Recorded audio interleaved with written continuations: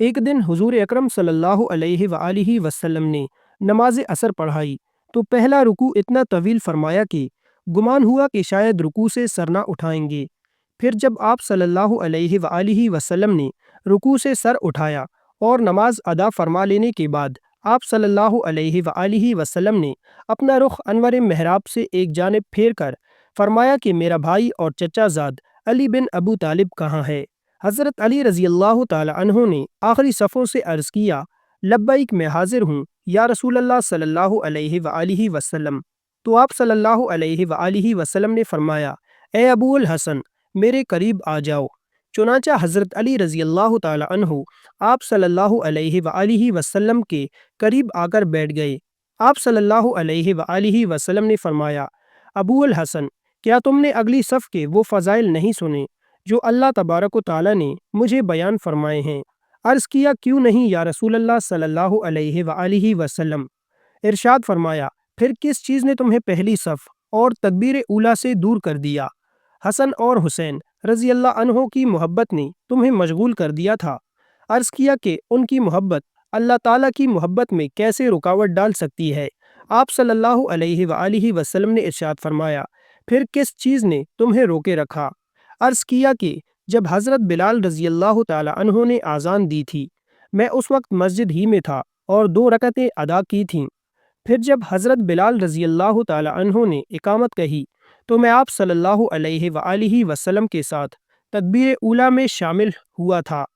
پھر مجھے وضو میں شبہ ہوا تو میں مسجد سے نکل کر فاطمہ رضی اللہ تعالی عنہا کے پاس گھر چلا گیا اور جا کر حسن و حسین کو پکارا، مگر کسی نے میری پکار کا جواب نہ دیا، تو میری حالت اس عورت کی طرح ہو گئی جس کا بچہ گم ہو جاتا ہے یا ہانڈی میں ابلنے والے دانے جیسی ہو گئی۔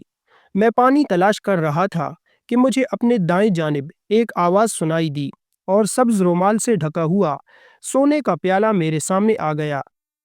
میں نے رومال ہٹایا تو اس میں دودھ سے زیادہ سفید، شہد سے زیادہ میٹھا اور مکھن سے زیادہ نرم پانی موجود تھا۔ میں نے نماز کے لیے وضو کیا، پھر رومال سے تری صاف کی اور پیالے کو ڈھانپ دیا۔